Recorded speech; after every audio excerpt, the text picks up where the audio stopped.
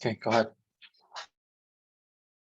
Hi, everyone. I'm Ethan. I'm one of the TAs for this course. And myself, I'll be teaching the programming slides for this week. And Laura Pay will be doing the design slides. Okay, so I'll just start sharing my screen now.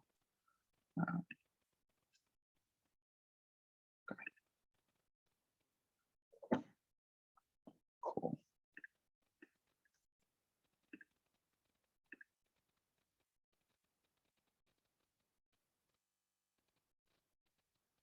Okay, cool.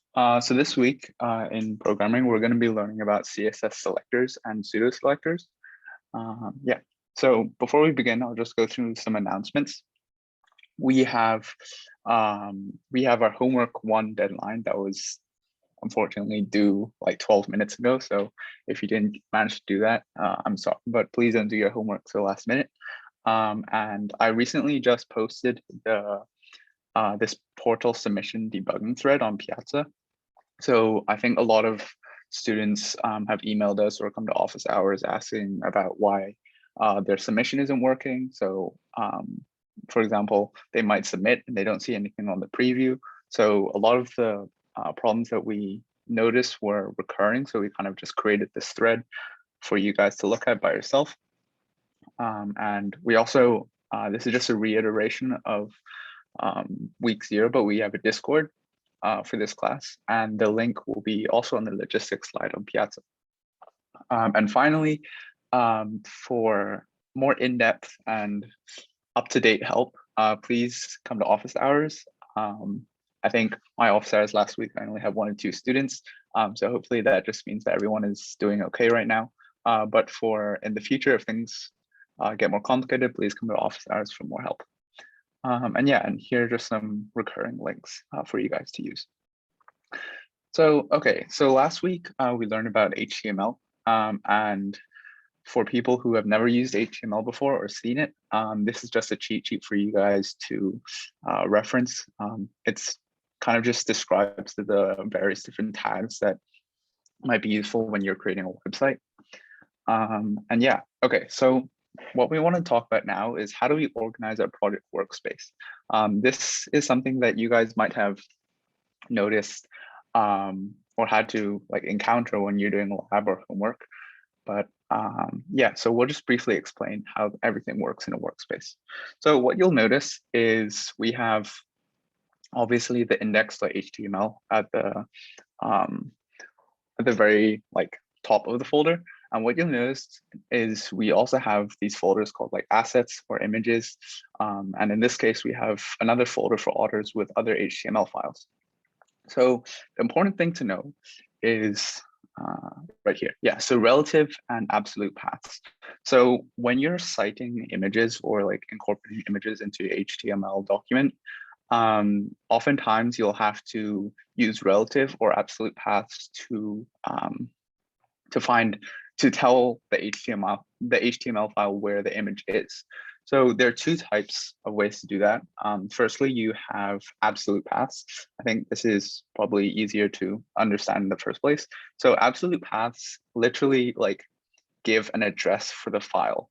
And oftentimes, if, for example, you're using an image from online, you might pass in an like a URL, and that's an example of an absolute path. In this case, we also have an address where it starts from the user's like very home directory, which in this case is users, SLU, pictures, and an author. But the problem with this type of path is sometimes when you view websites, different computers and different users will have a different file hierarchy. So you can't always depend on having this exact hierarchy for the picture. So the best thing to do in that case is to use the relative path, where the images are kind of just located relative to the current directory, which the current directory is basically the location where the HTML file that you're running is. So for example, I'll just go through this. Yeah, so for example, the // notation basically stays in the same directory. So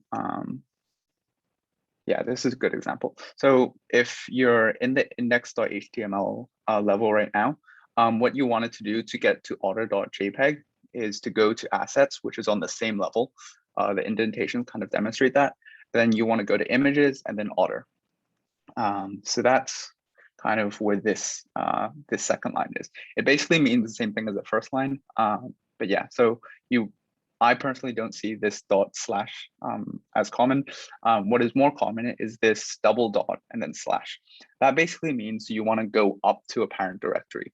So for example, if you were working on the order1.html, you can't simply go to the assets folder straight away because it's in a directory level above.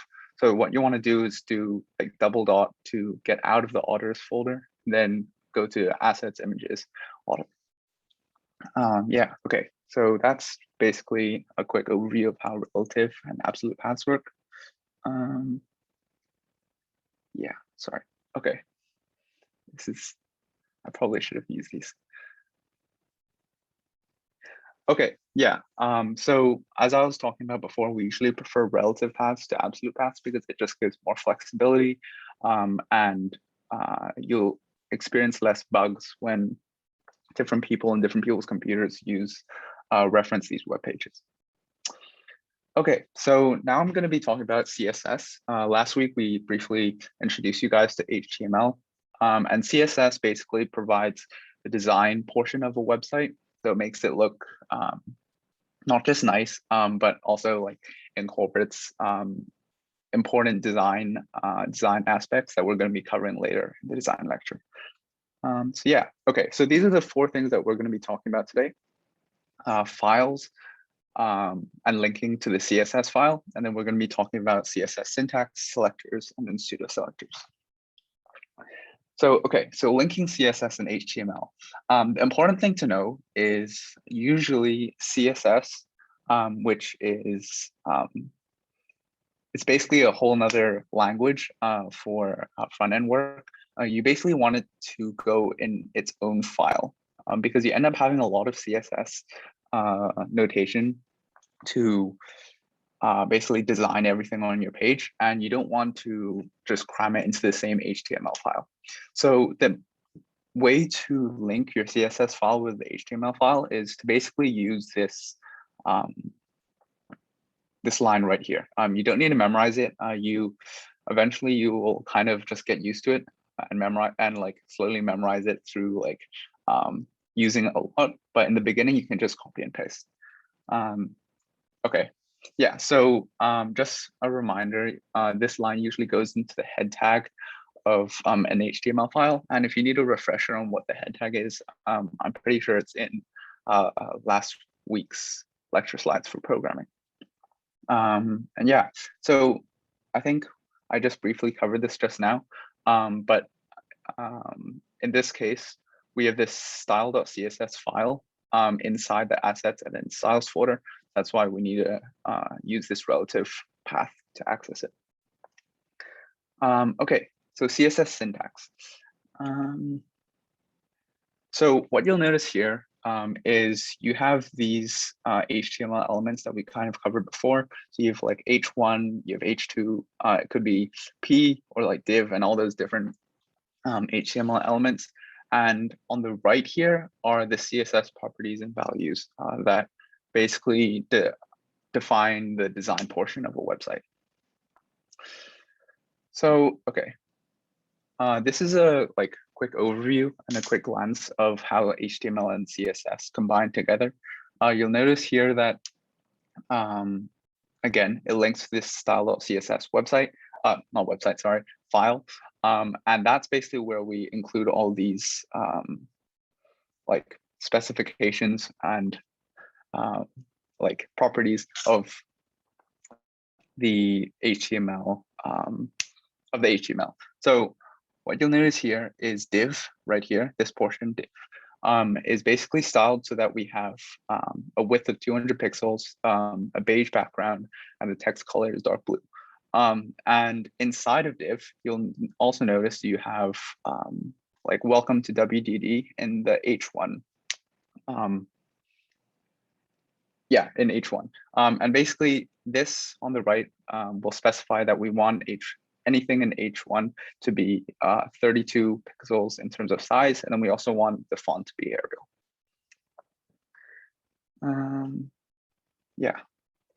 This basically just talks about what I just covered. So the specific term for like div and P and all those, and like H1, H2, they're called selectors. So they basically tell HTML which parts of the web page and the code you basically want to select. And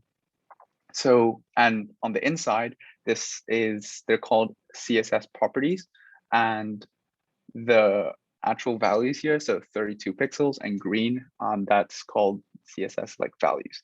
And together they basically help define what your HTML selectors will look like. These are some small like syntactical things that are very important to remember. Basically in the properties of like CSS selectors, HTML selectors rather, everything has to be in like curly brackets. So you'll see here that div is followed by a left-facing curly bracket, and then everything inside here is included, and then at the end you have a right-facing curly bracket. And then inside of the curly brackets, everything that you include, so like everything you include, so the properties and values have to be concluded with a semicolon. And that basically tells like CSS and HTML that this is the end of one property and value. Oh, and before I forget, this is also the syntax for a comment. This is basically, it won't change anything on the website, but it's very useful for developers and people who might read your code later on to figure out what each CSS selector and property and value is referring to what, because sometimes it gets very complicated, and these comments are very useful to make your code more readable. So throughout your labs and homeworks, try your best to include comments in your code just for your own debugging purposes. And if we have to read your code as well, the comments help. Okay, so now I'm going to be talking about CSS selectors.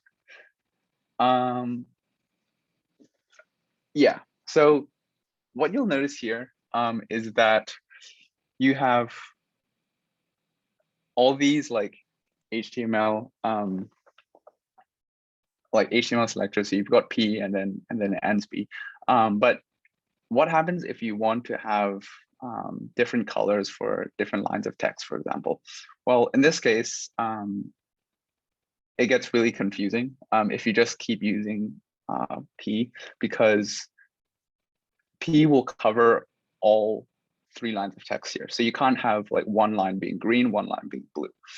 So if you want to differentiate between the lines, one attempt, which is unsuccessful in this case, is to use these different HTML tags. So you've got P and then you've got div. But what you'll notice is you'll eventually run out of HTML tags because there aren't that many unique ones. You could have like H1 and H2, but what happens if you have like 10 different lines and you want 10 different colors on each of those lines? So instead, what we want to use are things called classes and IDs. So the most important thing to remember here is class in HTML tags are used to tell CSS that everything that is in the same class wants to have the same properties, whereas ID is going to be very specific to that specific tag, and you won't have, for example, multiple lines, in this case, having blue text. So the syntax for that is, as you can see, is quite like self-explanatory. You have class equals whatever name, and then ID equals whatever name. And in the CSS file for class, you always want to start like the CSS selector with a dot, and then the class name. And then for IDs, you want to start it with a pound key or like a hash key, and then follow that by the ID name. Yeah, so this pretty much summarizes what I just talked about. Yeah.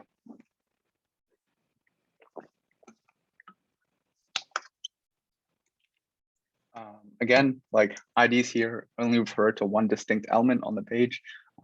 Yeah, sorry, I kind of like rambled on a bit too much on previous slides, but if you want to refer back to these slides in the future, they're better organized. Yeah, okay, so this is a very useful way to remember the difference between classes and IDs. One way to do that is you remember that ID is unique per student. So you have like a student ID and it's different for every single student, whereas many people take classes and classes are in periods in high school. So that way you can remember that periods are for classes and then pound, which is like number, is for IDs. So, okay, this is also a very useful way to organize your different like classes and IDs. For example, what if you want class, in this case, class 1, and then class 2, and then ID 3 to all be the same font size? Well, you can combine it very easily just using commas and then make sure there's a space in between. Yeah. But then what happens if you want to have multiple, what happens if you have multiple classes? Okay, so class is gonna have multiple names within one tag. Yeah, okay, sorry. So no space between, select all elements.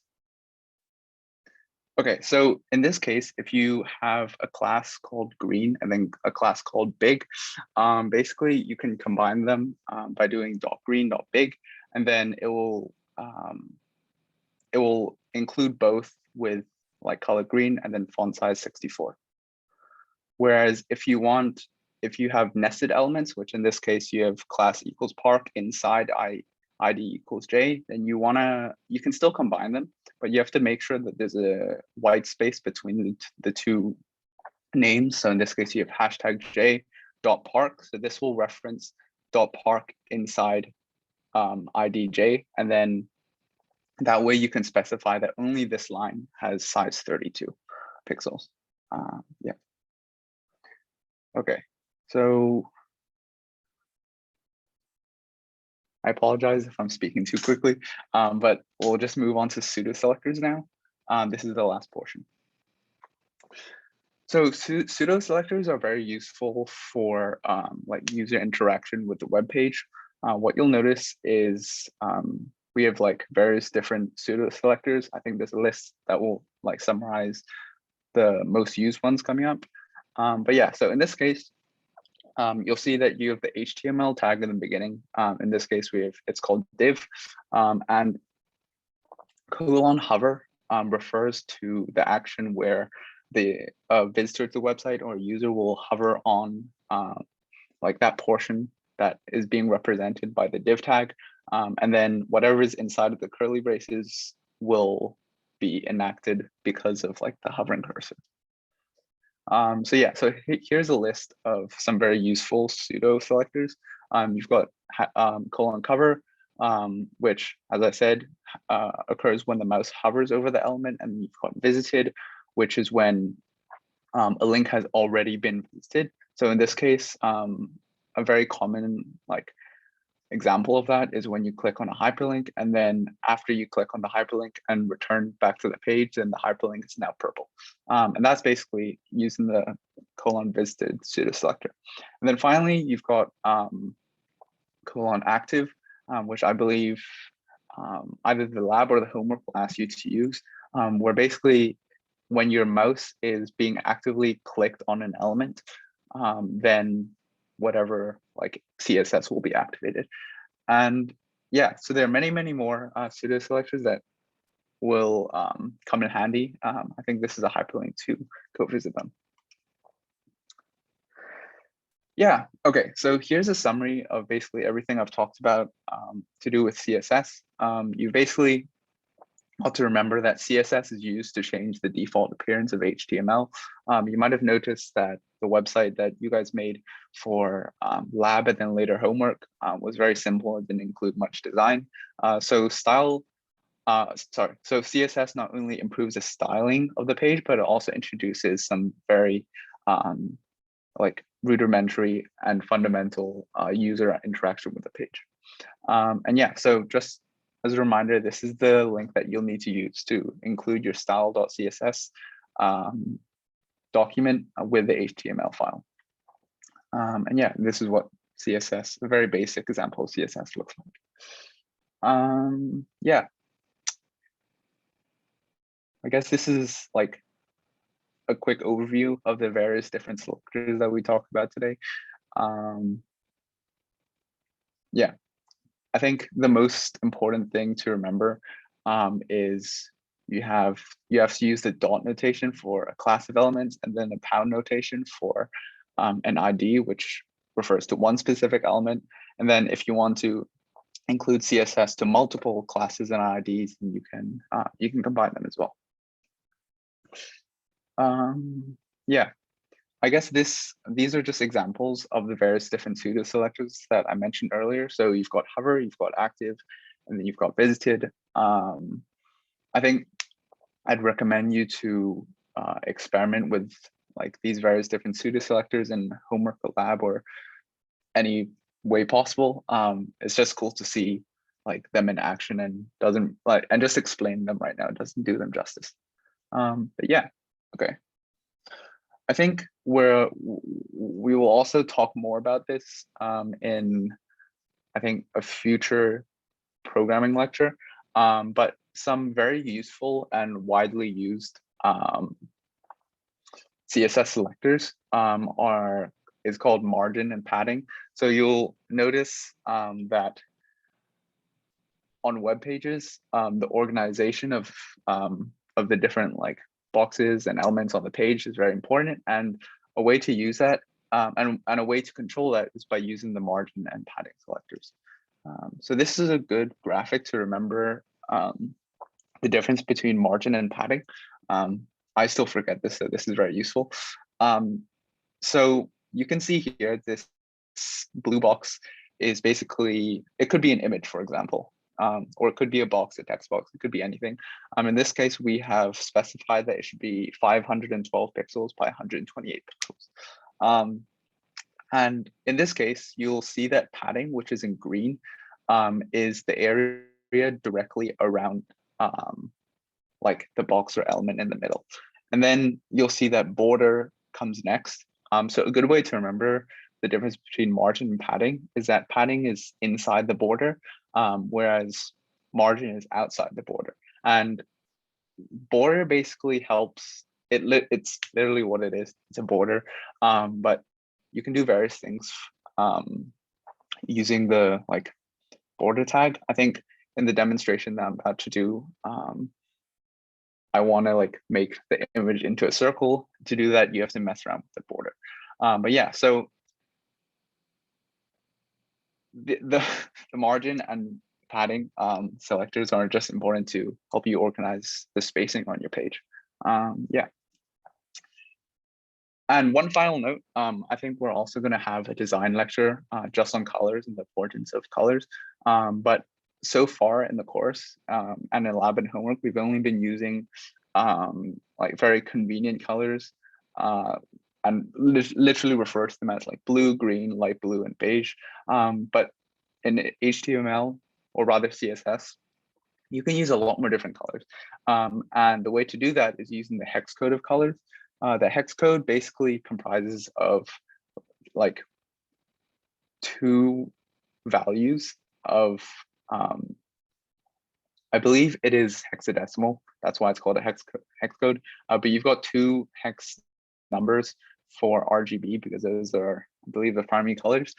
So yeah, you can access this link here to find the hex code for like more specific colors that you might want to use. Yeah, okay. So this is a demo of using HTML and CSS. I'll just minimize my screen here and then Yeah, I believe you can try this out yourself, and I encourage you to do so. But yeah, this link will basically just bring up this page. And these are like 3 or 4 tasks rather, that we want to achieve using CSS. So yeah, the first thing we want to do here is create, is to change the design for the H1 HTML tag. So in this case, H1 here represents the text for Susan Chen. She was an old TA for WDD, that's why her name's here. But yeah, so this basically specifies that we're going to be changing the CSS for the H1 HTML tag. And to do that, we've like pretty conveniently given you like the CSS selectors, like the actual name for them. So you don't really need to search it up. So to change the font size, you literally just do this.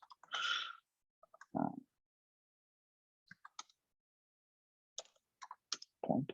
Okay. Yeah. So you'll notice that the text just got a lot bigger. It auto updates, which is pretty good.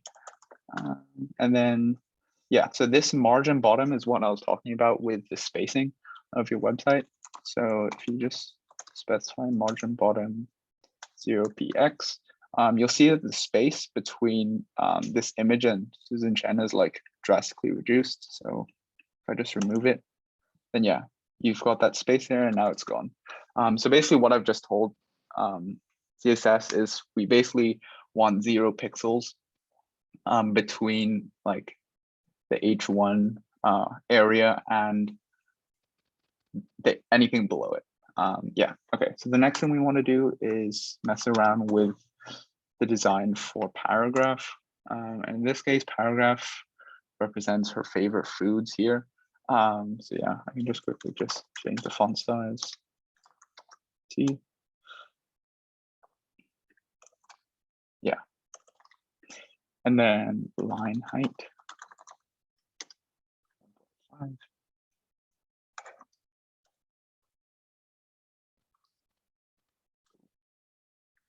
Okay. And then, yeah, so the next thing we want to do, I think I mentioned this earlier, is change this image into a circle. So to do this, basically, well, okay, you also notice that oh, this shouldn't have been here, but okay, it should have been like this.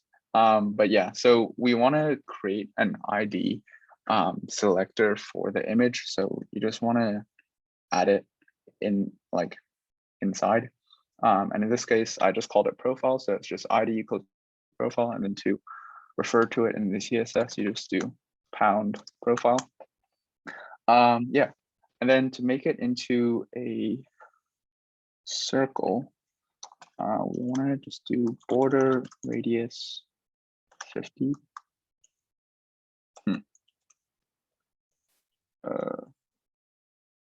Hold on.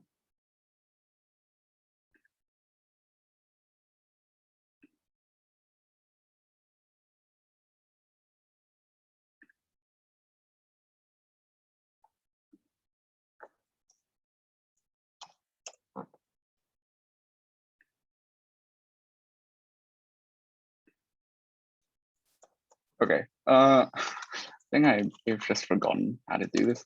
Let me just check.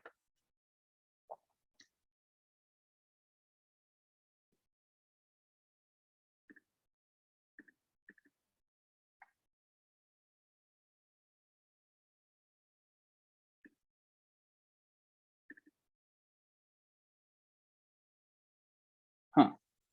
I think that's what I just did. Border radius, and then, oh, it's supposed to be percentile. Yeah, sorry. That was percentile, not pixels. Yeah, okay, so we just basically just reduce the border radius. And if you just remember, the border is like this border around the blue element, and in this case, the blue element's the image. So we just reduce the radius so it like covers off and makes it basically look like a circle. If I just play around with it and just make it like 25%, then it like crops out less of a radius. And then if I make it like 75%, oh, I guess in this case, because of the blue background, you don't really see a difference. But yeah, so if I just leave it 50%, then it just becomes a circle. And then yeah, so the final thing we want to do is use the pseudo selectors that I mentioned earlier. Okay, so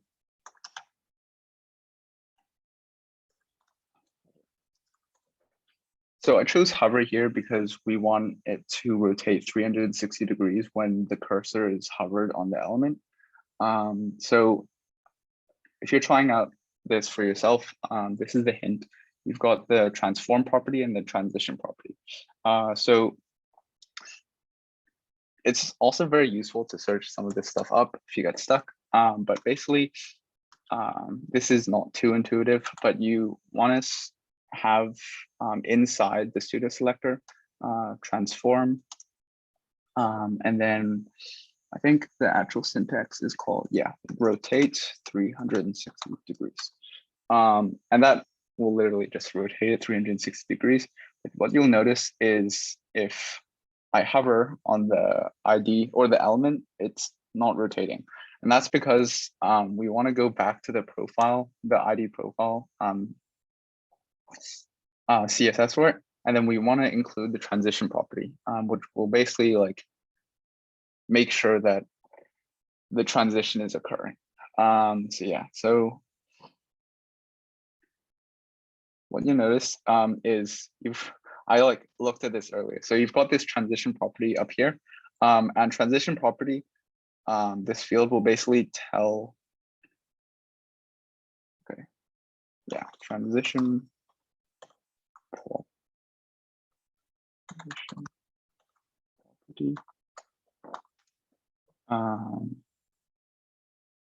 rotate, I believe.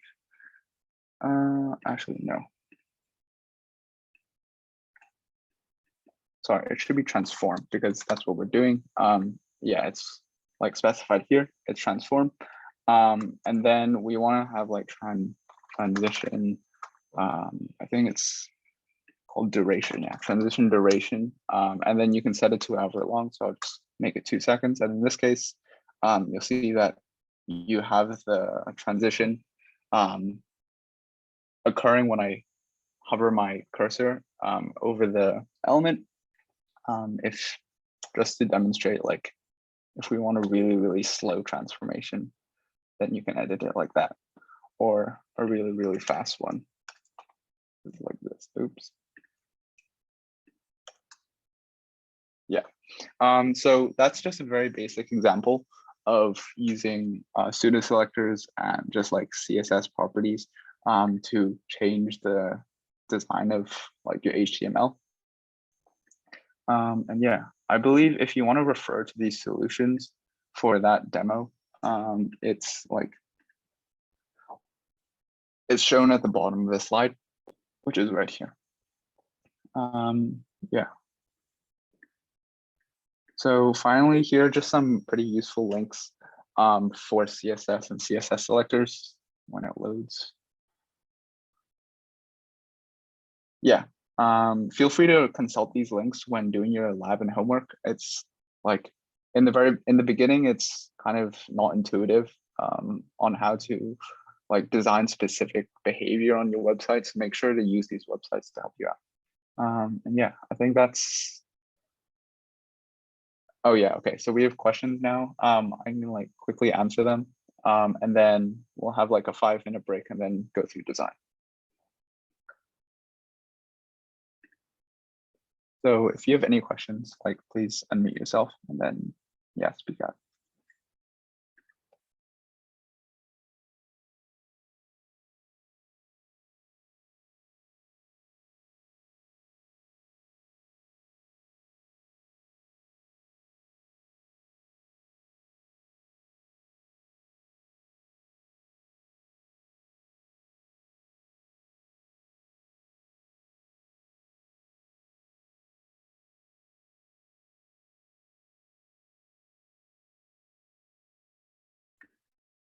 looks like people had some issues with loading the image.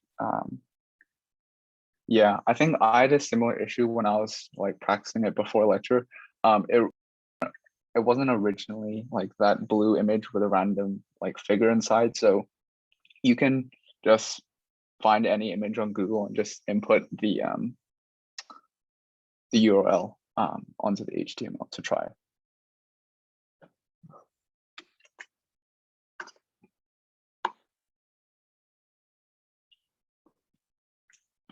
I guess that's like a good example of why to use relative paths instead of absolute paths.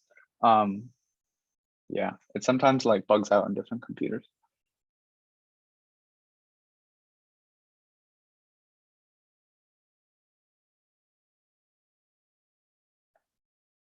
Okay, I think I'll just turn off my slides for 5 minutes, and then Laura will take over to talk about design for this week. Thank you.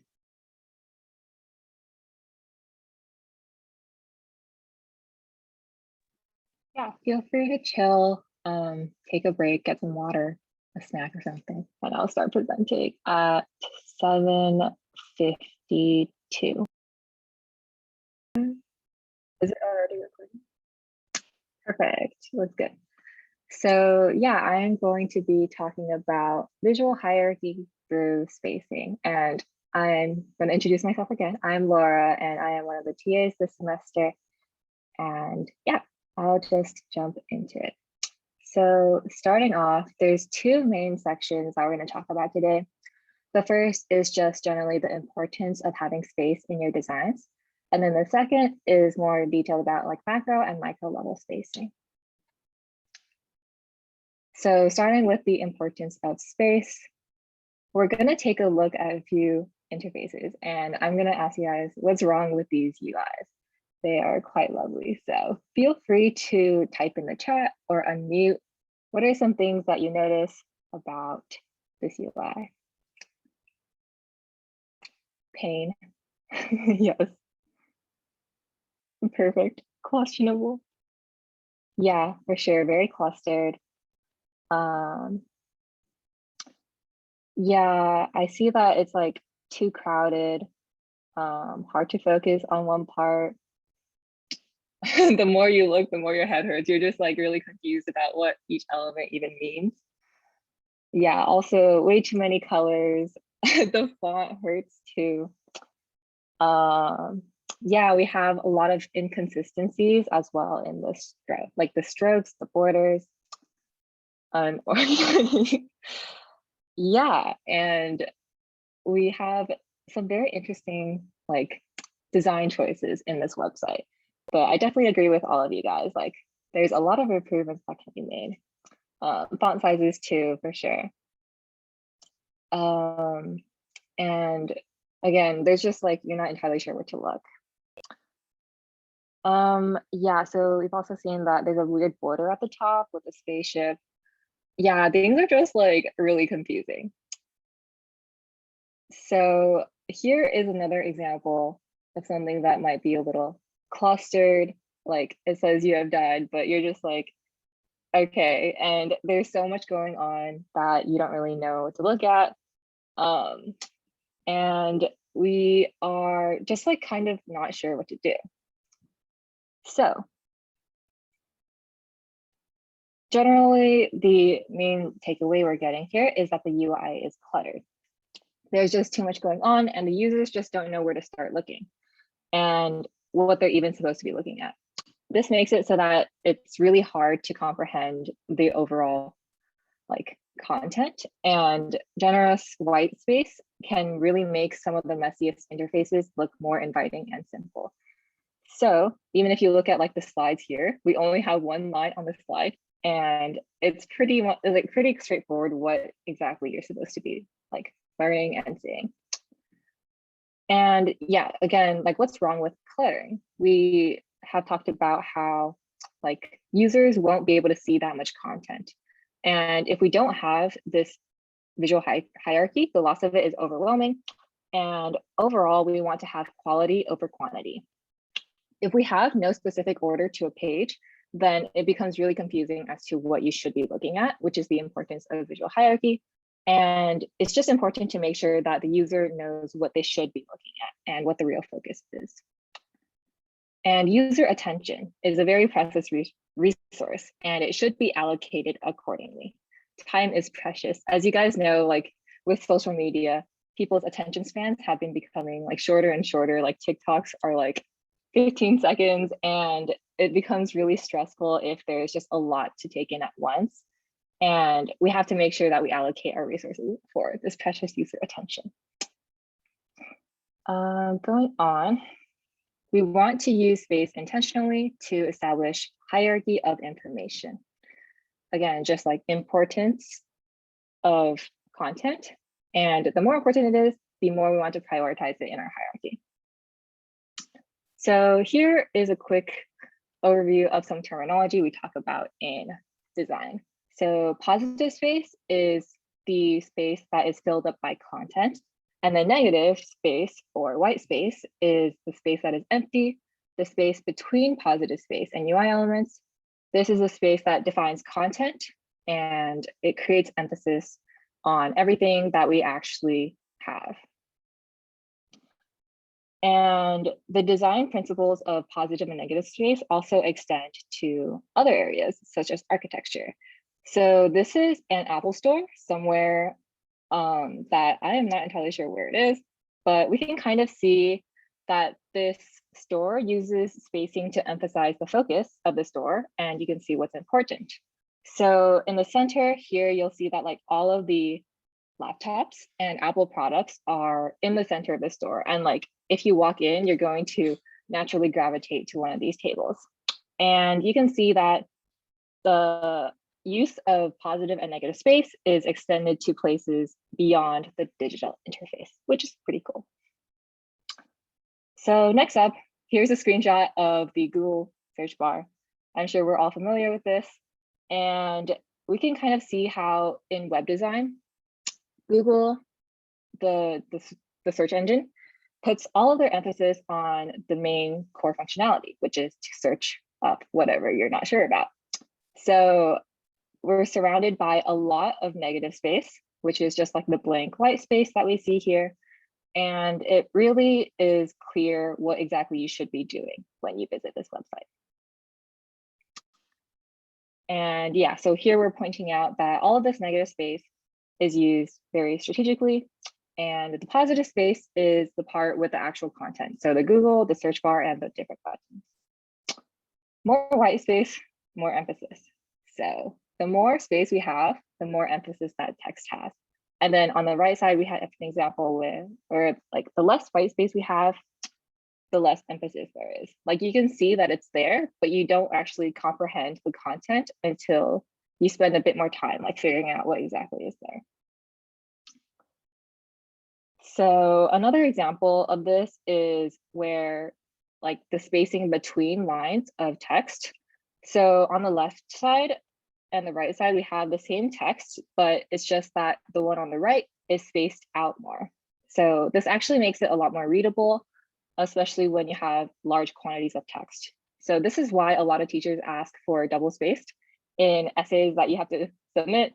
And because like you don't want to have to concentrate harder just to be able to read something.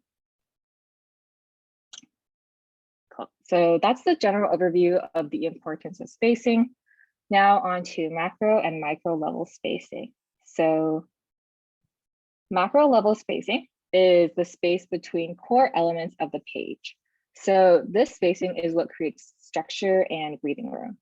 Micro level spacing is what increases legibility and understanding of text and information. And we're going to talk a little bit more on that in a few lectures. So going into some examples, we're going to look at the current Stripe website at stripe.com. So it looks really nice, and we're going to kind of break down why this format kind of works. So for one, there's a colored background, and it kind of like contrasts, but also there's a good amount of macro level spacing that works as the white space, even though it's technically not white, it's colored, but it's just breathing room between content and the entire browser that you have available for us. So page sections use background colors and white space to create a separation. And here we've kind of pointed out like how the core elements, so this text here is very clearly the main focus area, the part that we want to look at first. And it's spaced out quite evenly along from the edges of the web browser, and it creates separation. So this, like these lines here are what refers to the macro level spacing. And going on, we also have micro level spacing. So this is referring to the spacing between individual sections of the page. And this uses compositional spacing on a micro scale. So it's referring to like the smaller little spaces that we're using within, like, so for here, it's kind of like the difference between the large text and then the little smaller description, and then the buttons that we're using along with that. Cool. So going on. So Ethan in the CSS lecture talked a little bit about padding and margin and what all of that means. So as a quick refresher, padding is the spacing within the border of an element. So for example, in this submit button, we see that we have the padding between the text and the actual border. That's the padding. And then the margin is referring to the space between elements. So if we had multiple buttons, this little space here is what the margin controls. Cool. So you might have seen this little diagram like in web browsers and also in the previous lecture. But this is referring to the CSS box model. And it's used a lot for spacing in web design. And once again, we have a border, margin is on the outside, padding is on the inside. And now we are going to talk about line width. So the main punchline is that narrower paragraphs are easier to read. There's less scanning for the eyes, and we can actually use a div to restrict the width of text. So we can take a look, for example, at the Medium website. They reduce the borders or the line width of the different articles a lot, such that the text only takes up about half of the website. You'll see like there's a lot of white space on the left and the right. Meanwhile, on the other hand, if we have an example like this, it takes a lot longer to read across the entire page. And it's more tiring to take in more information. And also just physically, your eyeballs have to move a longer distance to read like a section. Whereas if there is more white space on the left and right side, then you can scan it a little bit easier and it's not as tiring. And yeah, if it's something like this first image, it's a little bit like, makes you a little anxious trying to figure out what exactly is going on. And with this, we can see that we can also achieve this using width equals 100%, and then setting the width to a certain number. So like setting the width of this text to 960 pixels, this will make it a little bit more easier to read. So metrics.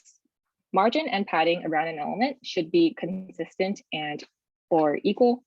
So using simple multiples of spacing, like for spacing and other metrics is pretty common, and it's really helpful just to have some sort of consistency in your code. So for example, generally we can have, if you had 20 pixels of padding, you might want to have 10 pixels of margin because this is multiples of 10.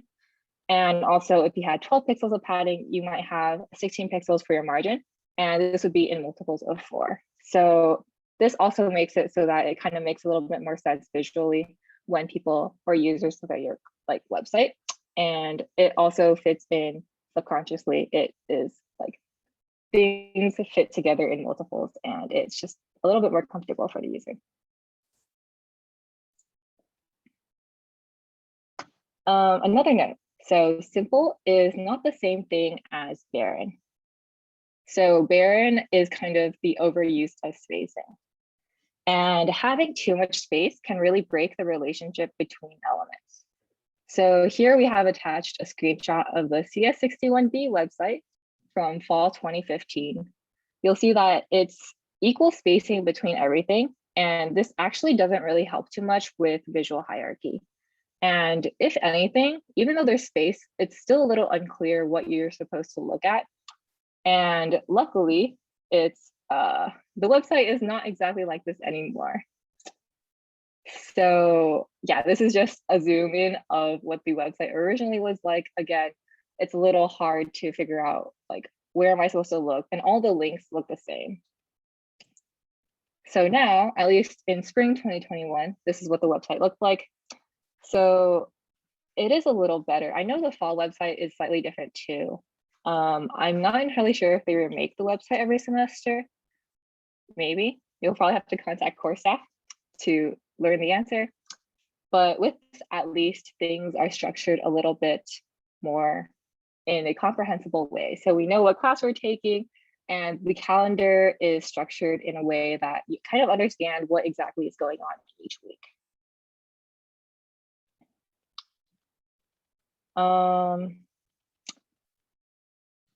Cool.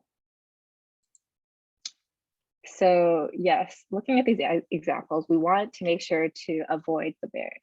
Make your spacing intentional through rhythm, asymmetry, and/or gestalt principles.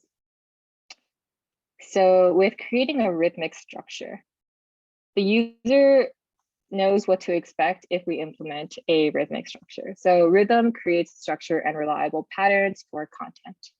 And yeah, we want to use space and content structure to define this rhythmic pattern. As we can see, like in the Stripe website, we start off with like a smaller subsection with like the headers, the titles, and then a bigger section. So there's a little bit of breathing room with like some more content, and then the following sections kind of just follow a sort of pattern that helps you figure out what's going on. And yeah, once again, we just want to have more breathing space. Another concept that we use a lot in spacing is with symmetry and asymmetry. So with symmetry in websites, this creates balance with repeating patterns and rhythmic structure. And a vast majority of macro layouts of sites are symmetric. So for example, Instagram, this is actually a screenshot of an Instagram page of Asia, who was a previous TA for WDD. We can see that Instagram's layout, they put everything somewhat centered and symmetrical. So each post is the same size. And as an overview, there's no clear order as to what each element is, but this is intentional because we kind of don't want to prioritize certain posts over others, especially when looking through like a person's timeline. I know that Instagram's like explore page kind of shifted a little. There's some like videos that are larger than others, but generally they kind of follow the symmetric kind of format within at least accounts. So symmetry and asymmetry. So with asymmetry, you can use asymmetric designs to create a more emphasis. So as you can see with this Adobe Redshift account or website, this large thumbnail on the left has a lot more emphasis because its size relative to the other images is obviously larger, and that makes it so that it brings more attention to that side. So they're able to use this relational asymmetry in order to draw certain like attention to certain areas, emphasis to certain areas, and then also establish this visual hierarchy. And that's kind of the overview of design. So some things to note. We mentioned the HTML and CSS cheat sheets. We'll post that for general topics in this class, and it will be on Piazza for when we release them. As for like, if you're interested more in about spacing and visual hierarchy, there is a Medium article that is linked on the slides that you guys can feel free to check out. And it's all about more advanced topics and design software. And please have a Figma account or have it downloaded on your computer for our Figma demo next Thursday on September 16th. And we will make a post with further details about the lab next week, but just have the account. It's not too difficult. You can also create it with your Berkeley account or your Berkeley email. So also a reminder to fill out our anonymous feedback form, and we really appreciate all of your feedback, especially during another remote semester. And we would like to do everything we can to like help you guys learn web development and design. So going on to questions anything that you guys are curious about.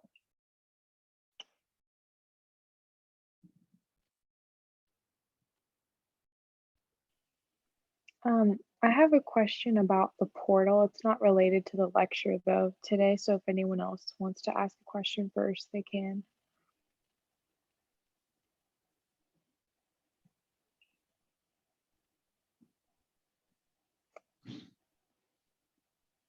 Okay. Yeah, go for it. So it says that there's attendance, and I don't know if you guys already talked about it, but are we supposed to put in some kind of keyword each week for attendance? Yeah, so I believe we're no longer doing attendance for this semester. Oh, okay. Yeah, so you don't have to worry about the attendance field in the portal. Okay, thanks. Yeah.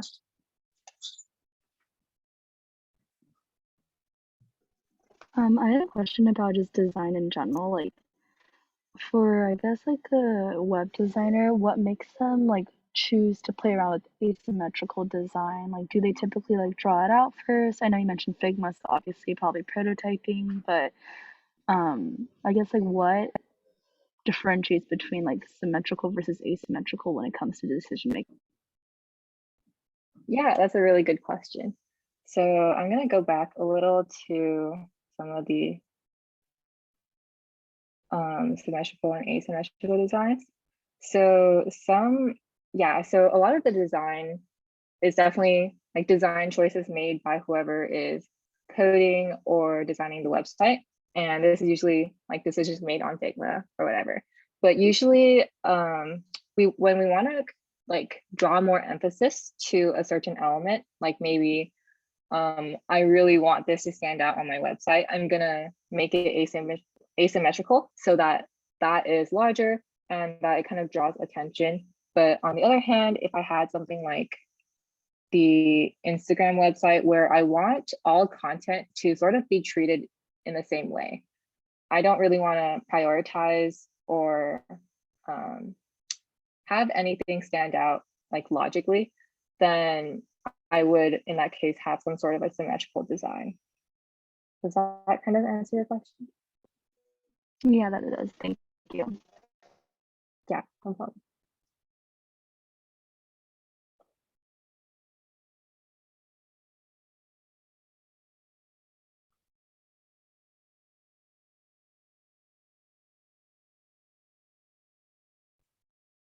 Okay, I'm going to stop sharing. And cool. Do we have anything else after this? Jay?